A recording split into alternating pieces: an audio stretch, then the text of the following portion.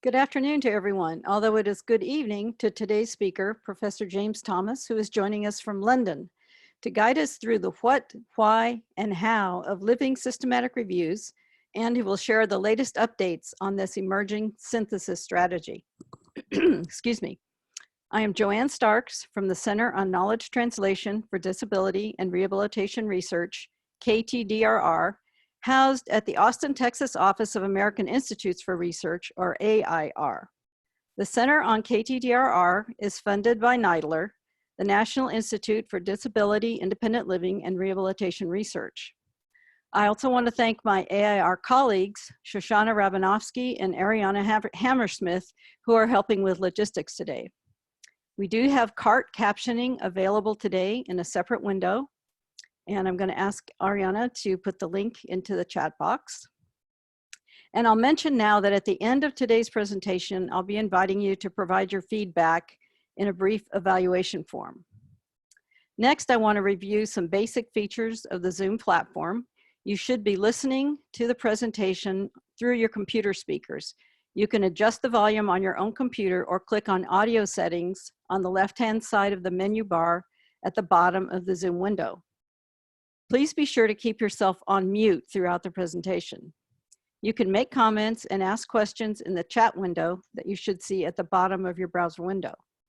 If you do have any technical issues, just let us know in the chat and one of our team will work with you. Now I'd like to invite everyone to introduce themselves using that chat feature. And a reminder that we are recording today's session to make an archive. If you prefer not to be identified in the recording, you can skip identifying yourself now and when you ask any questions in the chat box. So in the center of your screen is the main presentation area where the slides are shared. A copy of this file can be downloaded from the KTDRR webcast page. You can find that in the reminder email that you received. So now I'd like to welcome our speaker. James Thomas is Professor of Social Research and Policy at the EPPI-Centre, University College London. He has written extensively on research synthesis, including methods for combining qualitative and quantitative research and reviews, and he leads the Systematic Reviews Facility for the Department of Health in England.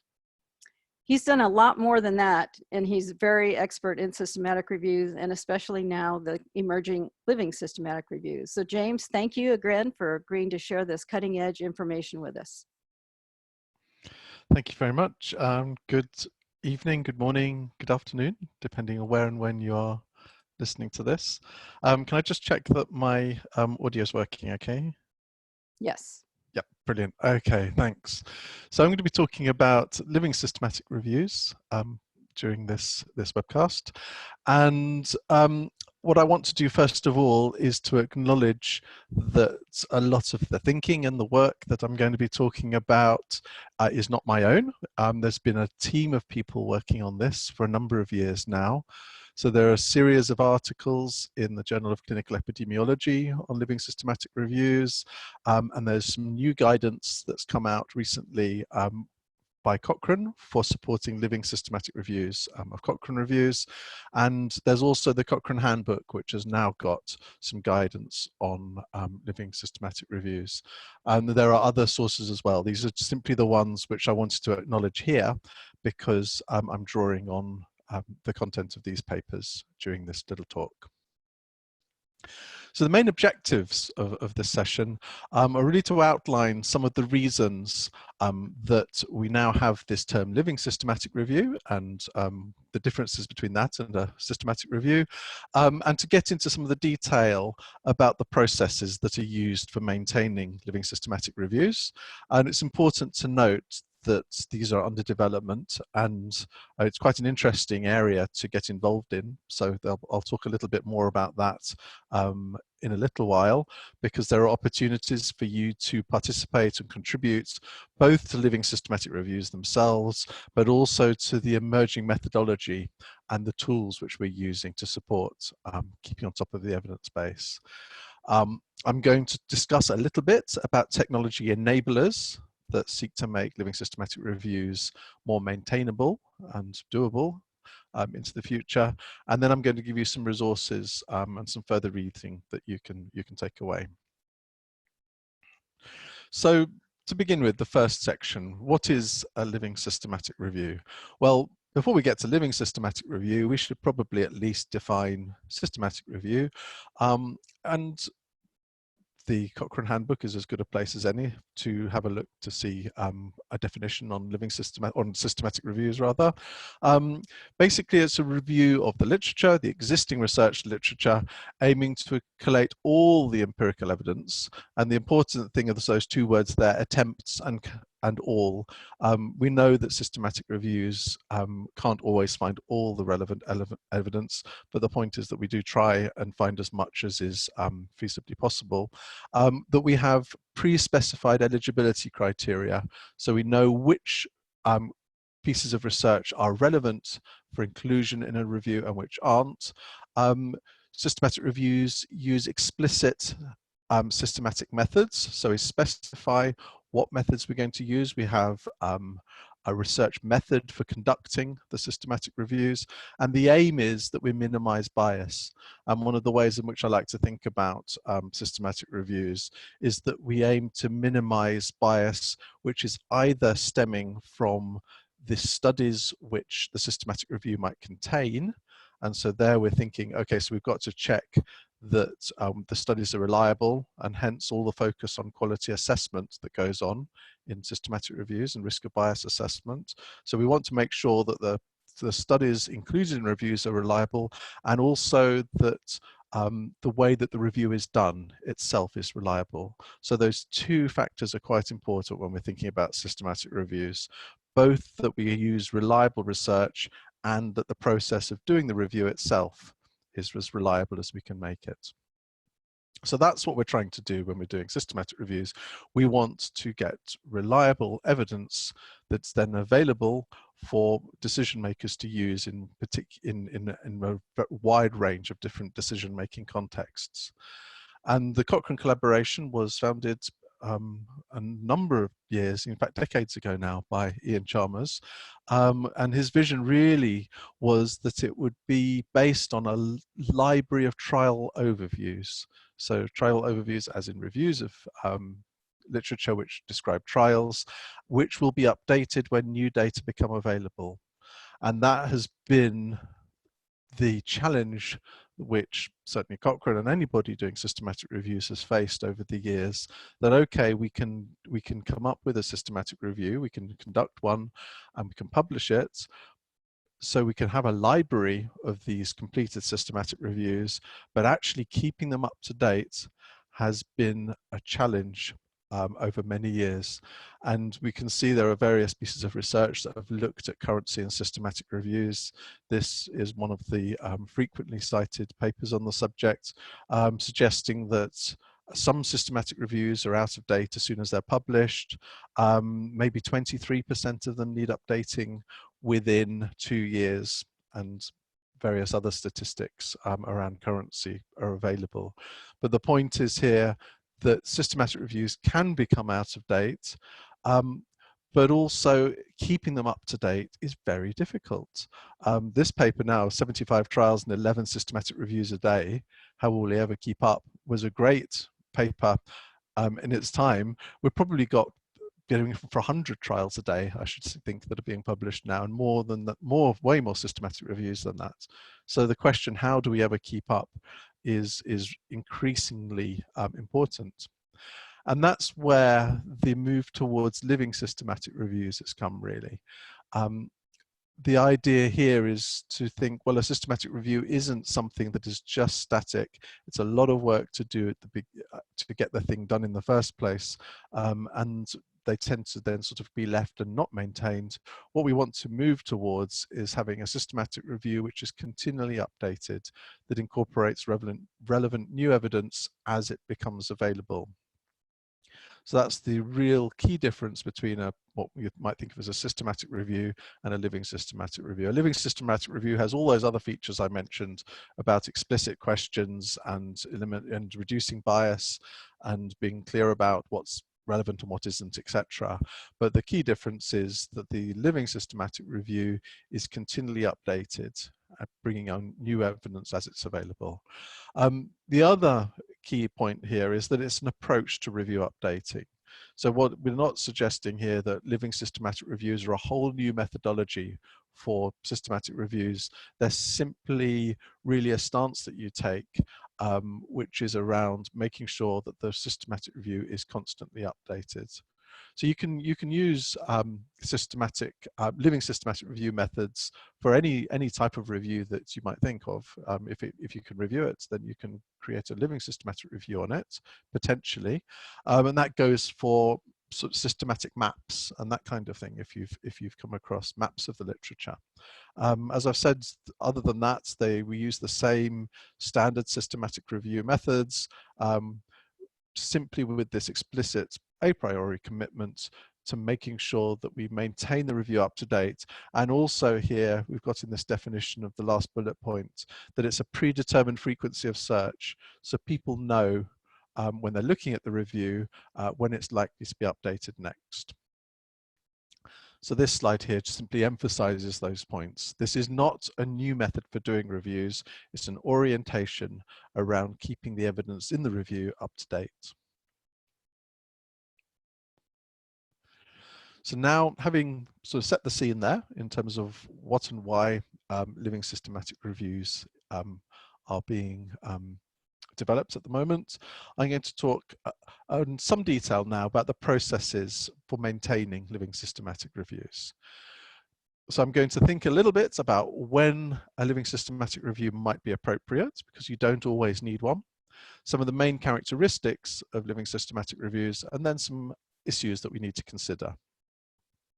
So first of all, when's a living systematic review, an LSR, as that's often abbreviated to, when are they appropriate?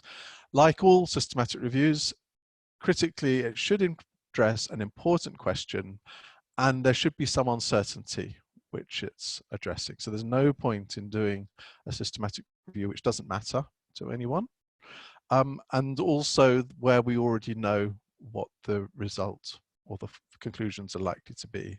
There's no value really in doing that. It's an awful lot of work. So what we want to make sure is that we're addressing questions which are actually important to decision makers. And there are a number of different ranges of methods and approaches to ensuring that questions and topics are going to be of use to decision makers, but that's a whole nother talk. But in addition to thinking about what makes a good systematic review, with a living systematic review, we need the additional criterion that the evidence base is actually changing rapidly. So in some situations, we know the evidence base is not changing all that rapidly. A living systematic review is not necessary, not appropriate. It's probably a poor use of resources. So in terms of some of the practical considerations around that, it's important to think about how frequently the review might need to be updated. Now I'm going to show towards the end of this little talk some work that we're doing at the moment on COVID-19, where we're updating searches at the moment very regularly because the evidence base is changing very frequently. In other situations, we see living systematic reviews updated every few months, sometimes every quarter. So it doesn't necessarily mean that you're updating it every day. The point is that there is an expectation that the review will be updated at particular regular points in time. And so if you're thinking of undertaking a living systematic review or setting up, really, we should think of these things as a process to maintain a systematic review, it's important to think about the resources that are going to be necessary to maintain it. So we've got to be thinking in particular that we need to maintain a surveillance of the relevant databases of the relevant evidence as it's being published and as it's coming through the system.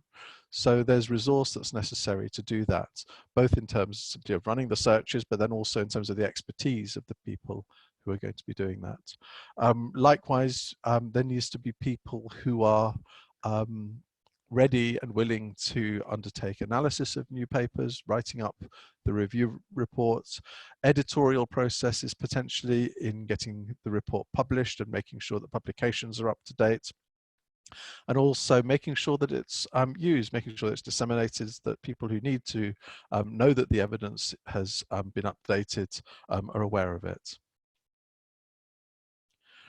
So like all systematic reviews, living systematic reviews have protocols which set out explicitly in advance the methods that are going to be used in the review, the rationale that has informed its development, and issues, for example, such as patient and public participation in the process and that kind of thing. All of that standard information is in the protocol, but in addition, the Living Systematic Review protocol includes a justification as to why a living systematic review is necessary in this particular scenario, and an explicit statement of how frequently it's going to be updated and how that's going to be managed. And as we were in fairly early stages of developing methodology in this area, we're probably being more explicit about these issues at the moment. So how are we going to practically manage updating searches and other key processes? How is that going to be maintained in order to give people a good idea of the sort of like the robustness, not only just of the review, but also of the sort of the process, the back end process of making sure it's being kept up to date. And the other issue, which obviously is going to become more relevant as more and more living systematic reviews are set up, is this idea of transitioning out of living mode. Just as we have a justification at the beginning that the evidence base is shifting very rapidly, it may well be that after a period of time, the evidence is not moving as quickly, and it might be more appropriate then to move out of this high intensity process, if you like, and move into something where updates are made less frequently. So again, the criteria that are going to be used in order to make that decision about moving out of this living mode and into a more sort of standard systematic review update mode. So the key characteristics, I'm sure you're sort of starting to get the picture here, where we maintain a constant surveillance of the evidence base. We run our searches, and that doesn't just mean electronic searches, there are all sorts of other ways of finding relevant studies, but we maintain this constant surveillance so that we're aware of both of ongoing studies and when they're likely to be completing and when they're going to report, as well as searching in order to find studies that we didn't know even that were going on. So we're aware of what's there, what's likely to be coming up, so that we can keep that systematic review updated. As you might expect, though, you know, it's not always obvious. A living systematic review will always start with a standard systematic review. If there's no systematic review there already, then what we need to do is create one in order to then keep it up to date. So a standard systematic review is conducted to begin with, and then we maintain that publication with updates in terms of its current status. So what I'm going to show you now is a slide which depicts the Cochrane Living Systematic Review workflow. Not that it's the only possible workflow, but it's quite a nicely laid out picture which is in the guidance for Cochrane Living Systematic Reviews. And it starts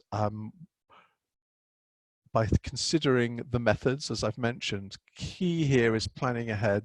At the last virtual Cochrane colloquium in the methods symposium, we had a session on protocols, where we considered in detail the importance of protocols and planning ahead, both in terms of being explicit and transparent about the methods, but also as a communication tool, both across the team to understand, make sure that sort of people have the same understanding of concepts and definitions, but also as a way of communicating outside the team what a particular review is about. And it also helps us to plan the actual process, plan the work in sort of project management terms.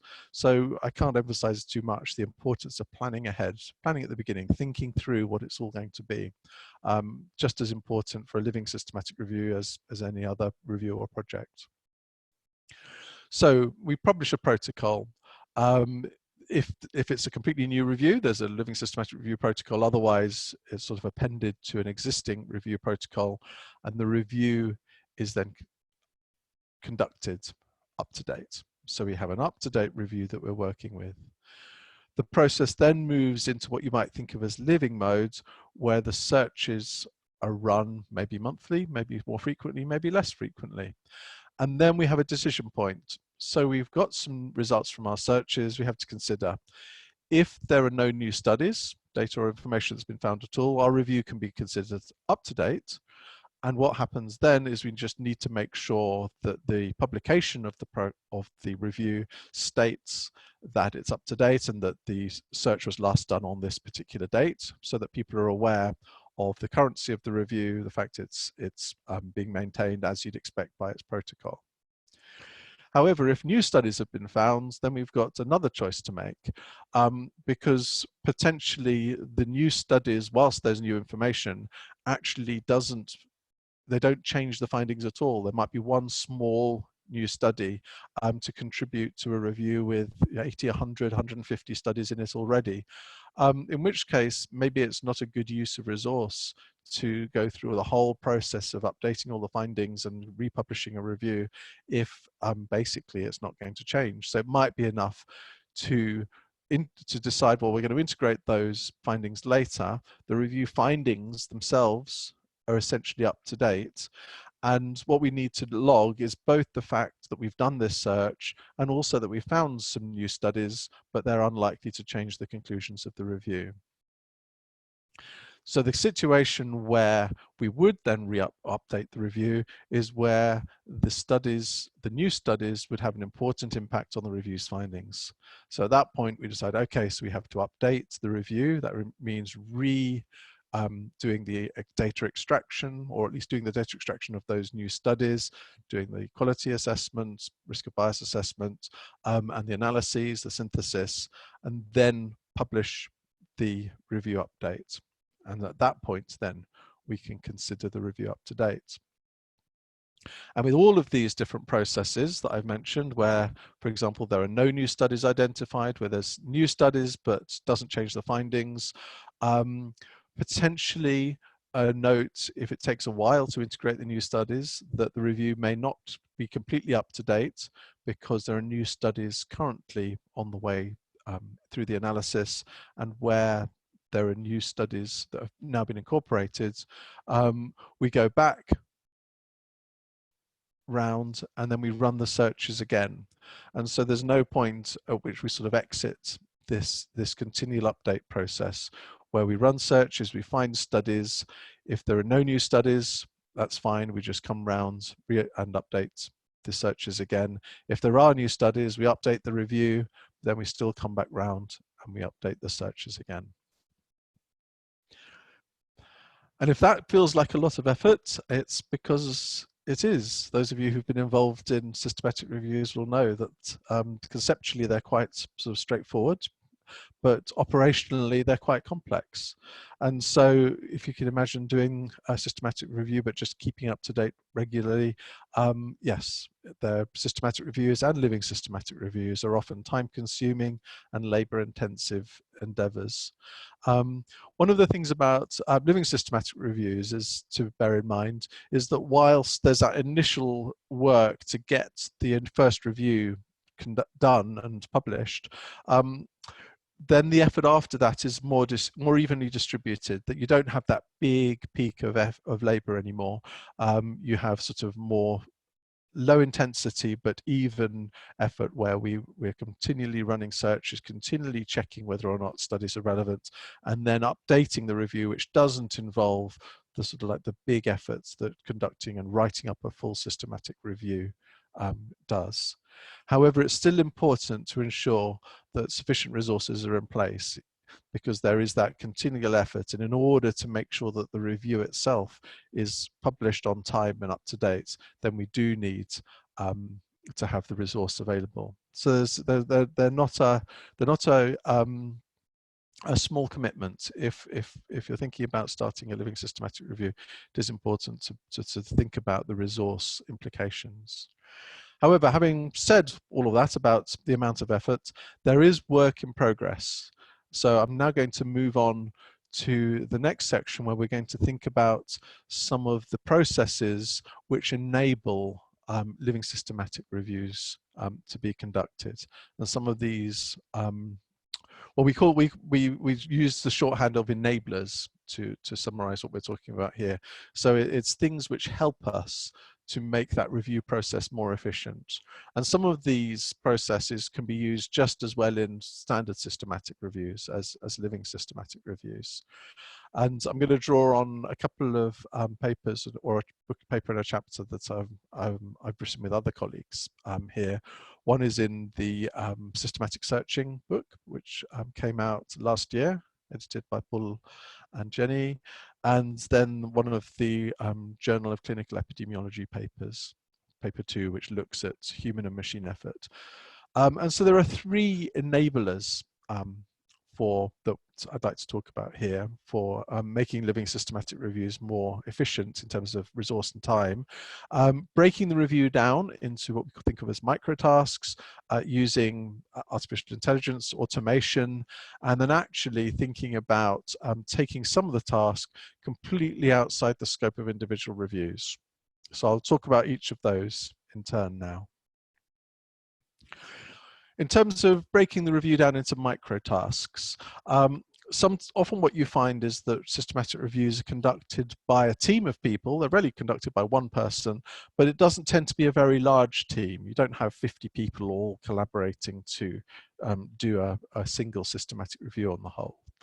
And so the concept of breaking things into microtasks is, well, if we could, rather than sort of think of a review activity, for example, screening 5,000 records to check their eligibility for a review. Rather than one person doing that, what happens if we could then break that down so that lots of people did a small amount, made a small contribution in a small task? That would mean that whilst the same sort of collective effort was involved, we managed to do one review, there was no need for one person to engage in, as I've mentioned, screening 5,000 studies. It would be distributed across a larger team. So when we start to think in these terms about breaking what would be typical review processes down, we have to also then think about, well, what approaches can we use to get a larger team in? And one approach to that is crowdsourcing. And in order to do that, we need to think about task sharing platforms. So there are sort of some generic platforms out there, such as Mechanical Turk, where you're able to post tasks up to a crowd to conduct. Cochrane has its own crowdsourcing platform called Cochrane Crowd, where what we've begun to do is to put standard systematic review tasks up as tiny little tasks, tiny little activities on their own, where a large number of people are able then to contribute, maybe just a few minutes of time, but because there's over 10,000, maybe there's 15,000, I can't remember how many exactly people have signed up to this now, because there are so many people participating, they can participate for a small amount of time, but actually collectively they can get an awful lot of work done. So one micro task on the Cochrane Crowd platform is whether a particular record is a randomized trial or not. And there are various tools on the platform to help people make that decision, for example, highlights and some training. And there's an algorithm behind the scenes, which means that no single study is seen by only one person. There's an algorithm which ensures that collectively the crowd is over 99% accurate on what it looks at. So there are tasks on this one, is this a randomized trial or not? And there are other tasks which are more specific to individual reviews. But the key point here is that someone can dip into this for a few minutes, maybe a few minutes a day or a few minutes a week. They can pick up a task, they can make a simple decision, and they can contribute collectively to the maintenance of the evidence base. Another enabler is automation, and maybe some of you have already heard me talk about using machine learning and other technologies for supporting systematic reviews. I've done many presentations on that. On this one, I've only got one slide. So I'm just going to summarize really by sort of saying that in its infancy for some purposes, there are some areas of systematic review processes now where the technologies are now mature enough to be deployed in live reviews, and we are indeed deploying them and using them in live reviews, and they work particularly well for study identification. Now that's really quite helpful because, as you'll have picked up, study identification, the identification and the searching and the screening for studies, is one of those key tasks in a living systematic review that just has to keep going. So if we can use machine learning to learn, for example, the scope of a particular review to help us to identify those studies, then it can be a really key enabler in enabling us to maintain a living systematic review. The key proviso there is that we should see these tools at the moment as something which is used in conjunction with human effort. It's not something that replaces someone completely, but it can certainly reduce the amount of time that people have to spend on that task. Lastly, out of the three enablers, I wanted to talk a little bit about taking tasks outside individual reviews. And this is really quite a shift in perspective and a shift in thinking about what we're doing when we're maintaining a living systematic review, or when we're doing a systematic review. Many of the problems that we encounter, the fact that we have to screen thousands of records to find the ones which are relevant, are really the result of poor global research curation systems. They're because we don't look after the research that's conducted well enough. We spend a lot of money on conducting research and comparatively little on making sure that the research is findable and usable.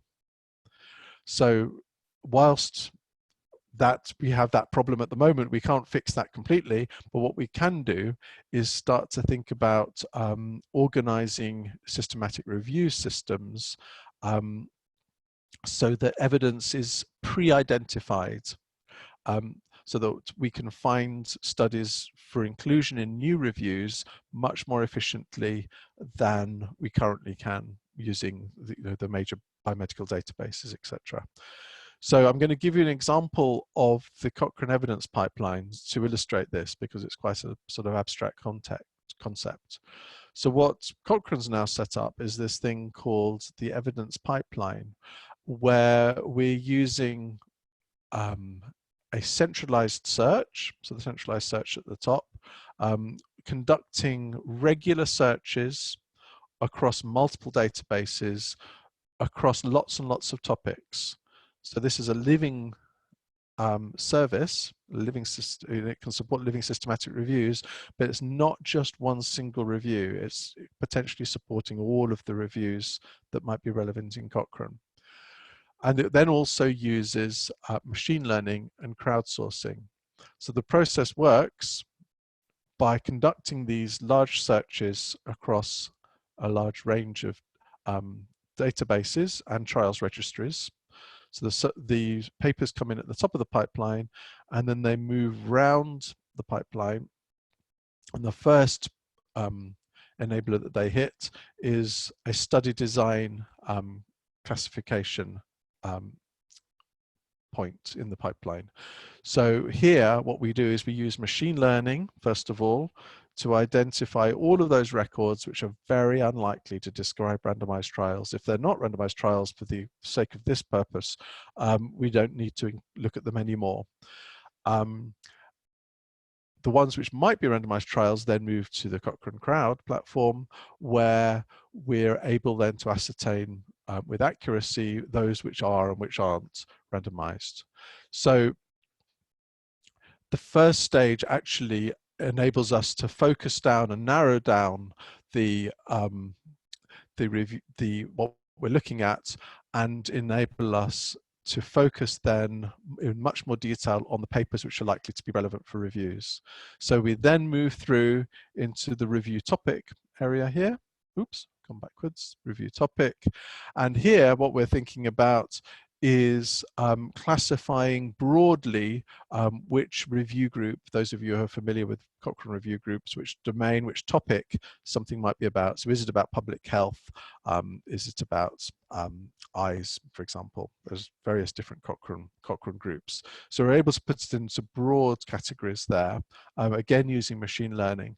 And what we're now working on are workflows where we can use machines and the Cochrane Crowd platform in order to classify the research much more accurately according to its PICO, so its population, its intervention, the comparator, and the outcome being looked at in the study, and then moving through into extracting some of the key data about that study.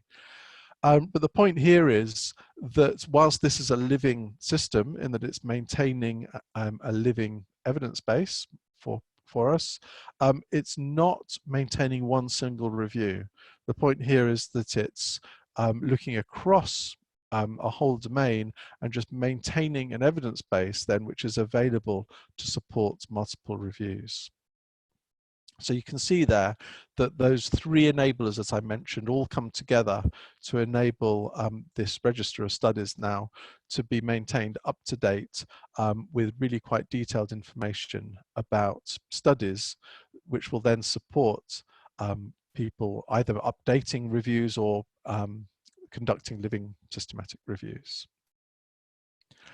So hopefully that's illustrated for you the benefit of taking the task outside individual reviews and setting up an infrastructure to identify studies, especially to maintain an evidence base up to date. We have the micro tasks and taking the sort of tasks outside individual reviews, and we must combine machine learning and human efforts.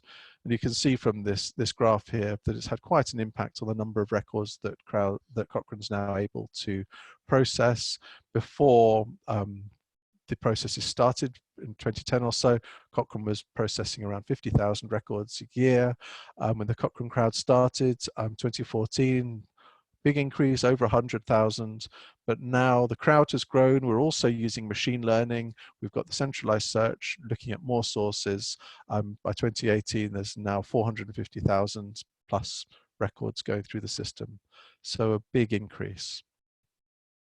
Now coming sort of more up to date, thinking about COVID and coronavirus, and maintaining a surveillance on that evidence base, I can show you something that we've been working on recently here, which has been a living map of the evidence. So we're not yet synthesizing the evidence, we're not finding out what it says, but we are maintaining a search. And so this is a visualization of the results of that search, where we've broken the search down into particular categories, for example, transmission, diagnosis, health impacts, vaccine development, treatment development, genetics, etc. A set of studies on case reports, some case studies on organizations, relatively few studies on socio-economic impacts, and even fewer on mental health impacts at the moment. Comparisons with other viruses, and a large number of editorials and opinion pieces, rather than sort of collecting primary data. So what we're doing here is we're conducting regular searches, and then we're putting the records into buckets, if you like, to categorize them broadly. And then, for example, if we're interested in looking at case reports, we can then zoom in, and users can zoom in and look at them in more detail. So this is an example, again, of looking outside an individual review. This is looking across what might be topics for multiple reviews, but just helping us to stay on top of a really fast-moving evidence base. If I show you in the About screen, we obviously have a document which summarizes our search strategy, but key to the fact that this is a living evidence base, we say when we last updated the search, and we actually updated it again today, so there'll be a new version of this out tomorrow, and we're updating this every 2 weeks. So people who look at this will know when it was updated, how current it is, and also how frequently we're updating it, when they can expect an update. So that's some of the key principles there you can see live on a very, very current and important issue, using living systematic review methods to keep on top of the evidence base. So how do I minimize that? Let's minimize that. There we go. Right.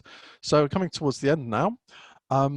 To summarize, you can see that living systematic review is a response to a situation where we need to keep on top of a rapidly changing evidence base, and also some of the approaches that we need to adopt in order to conduct them.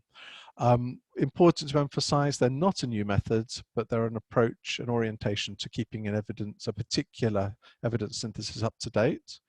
They need the careful planning and resourcing that I've outlined, definitely planning ahead and considering whether or not the resources and the skills are in place. We're getting increasing benefit from some of the enablers, the technology enablers, to facilitate the conduct of living systematic reviews and maintenance of reviews and maps. And there's a lot of support and resources available. So there's something called the Living Evidence Network, which you're very welcome to join, facilitated by Cochrane, but there's lots and lots of reviews and domains that are now covered across lots and lots of fields of science. More than 270 people and organizations are now involved. And it's really around sharing ideas, information, and helping people to think together about developing living evidence concepts. There are interest groups in searching, technology methods, publication, as well as knowledge translation and stakeholder engagement. So it's an interesting and wide-ranging area of work and group of people to collaborate with. And there are also various resources that you could look on, various publications to pick up on if you'd like to read more on this. So that's the end of the formal part of what I had to say. So thank you for listening. And I think I'll go on to the last slide here, if that's right. And if you've got any questions, I'd be happy to answer them. Well, thank you so much, James. That was really interesting. And we actually do have quite a few questions. Everyone can go ahead and write their questions in the chat area as you have done, or if you prefer to voice your questions, you can unmute your microphone and just be sure to put yourself back on mute when you have finished. So the first question was from Susan. Some organizations update their systematic reviews every 5 years. Would it be better for them to switch to living systematic reviews? And she's talking here about rehabilitation therapy fields. So if they're updating their reviews every 5 years, should they move towards a living, so the orientation of a living systematic review? I think it completely depends on the rate at which the evidence base is changing. There are some topics that, 5 years sounds like quite a long time ago, but maybe the findings wouldn't have shifted. And so if not, then it's not a good use of resource to continually search, maybe not find studies, or maybe find studies but not change findings. So it really, the point is that we need to be careful about the use of a scarce resource, which people are, and make sure that we only do this kind of thing when there's actually a need for it, when the evidence is changing. I'd have thought that if things are being updated every 5 years, it'd be worth a sort of a check in between that there's not something that shifted the evidence.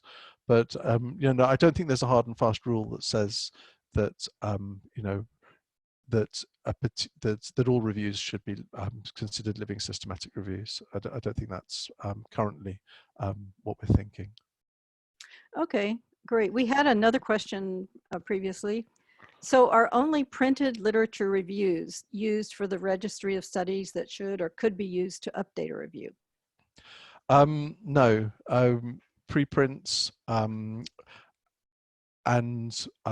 unpublished documents, and also trials registry records are also included. So clinical study reports are also increasingly used in reviews. So there's no reason that you should change the sort of the location of where you look for data if you're doing a living systematic review. It should include all the sources that you would normally use for a systematic review. Okay, great, thank you. Another question is, do non-Cochrane researchers have access to Cochrane Crowd to request help with screening of articles? Well, there's a range of answers to that question.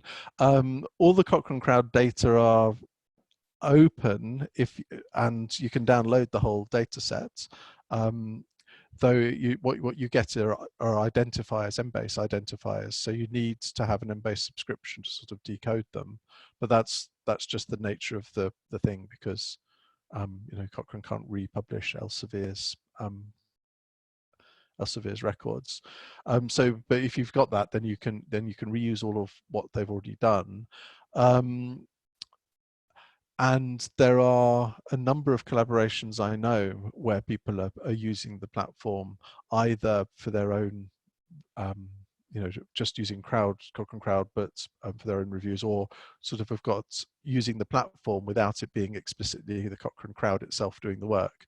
So if you like, you can separate the platform itself, the software, from the people who are currently members of the Cochrane Crowd. So that there are different models of using it.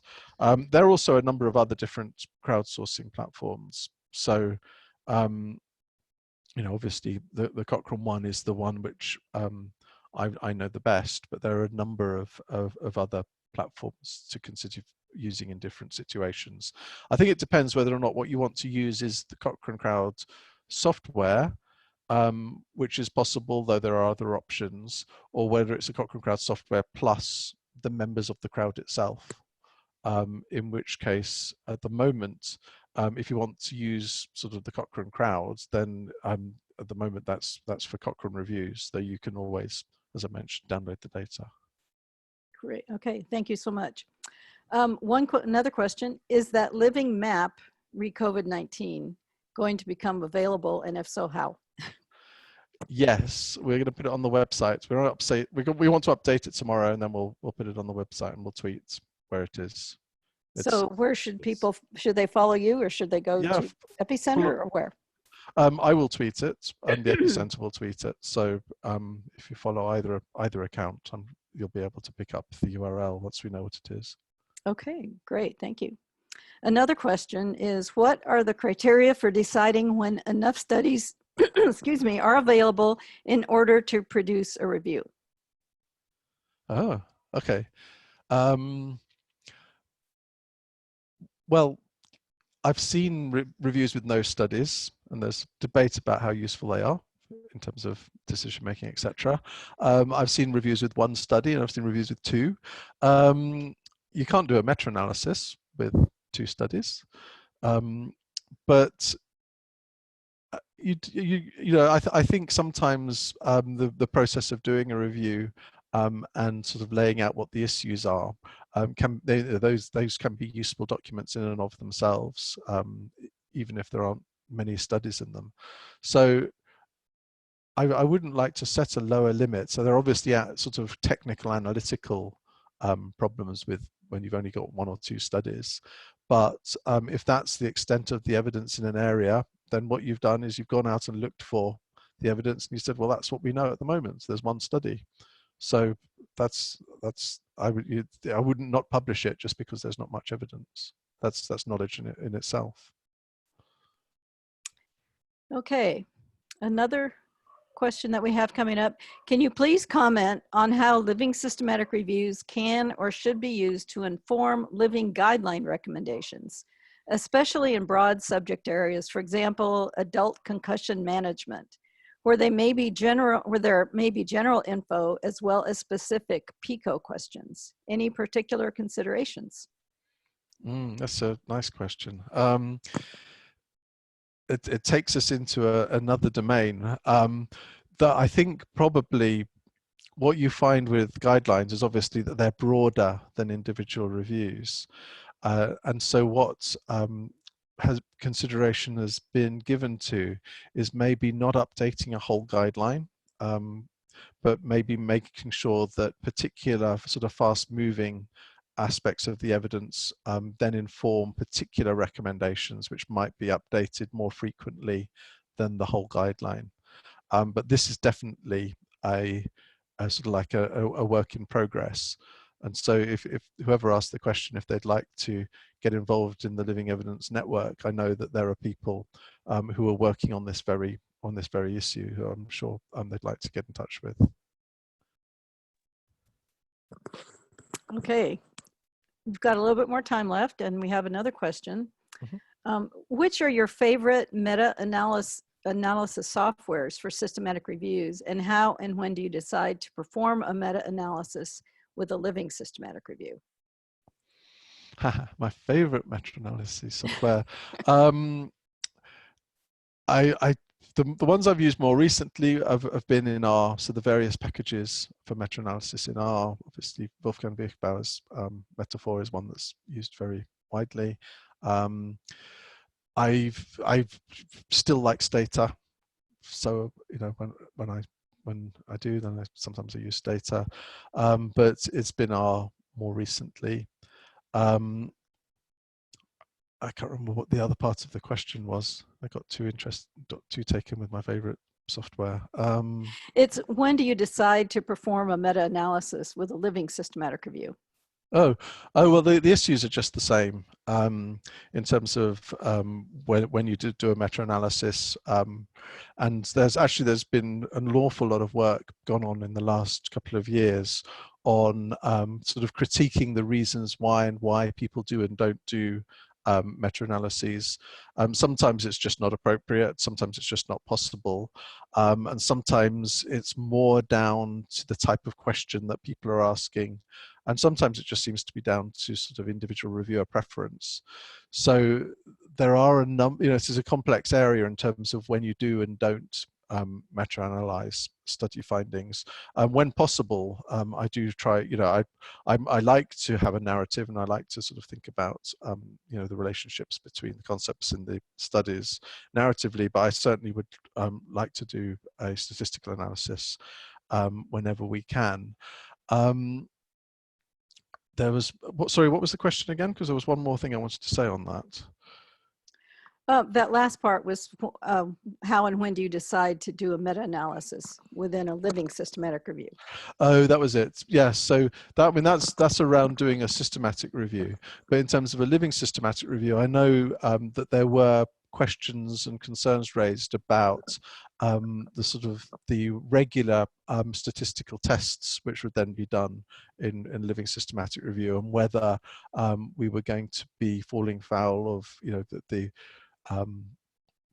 problems when you conduct multiple tests and end up with more false positives than you ideally would want to.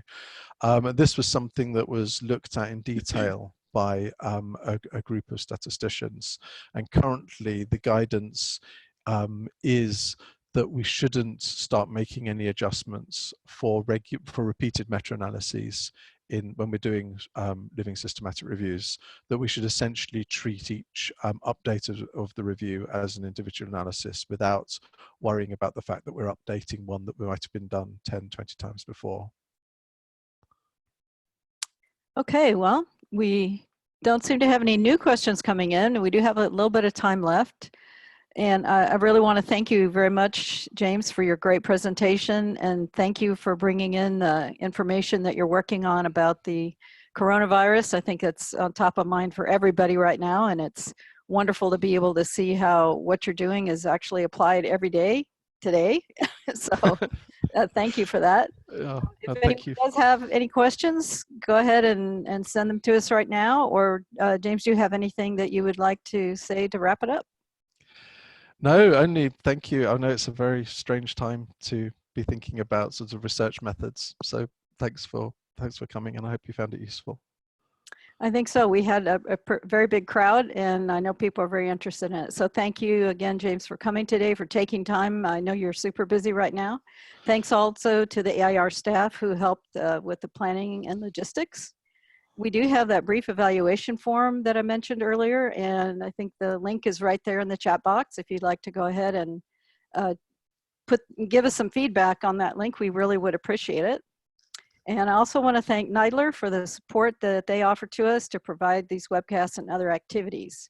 Please do visit our website at www.ktdrr.org to learn more about our training and technical assistance activities and the resources that we do have online. We have quite a few resources. We look forward to seeing you at our next event. And again, we do appreciate your evaluation feedback. And lastly, I think as Kathleen mentioned, we'll be, or I guess Ariana mentioned, we'll be archiving this, so you will be able to go back and check out this webcast in the future. In the next couple of weeks, we'll have it up online. Thank you so much. Goodbye, everyone.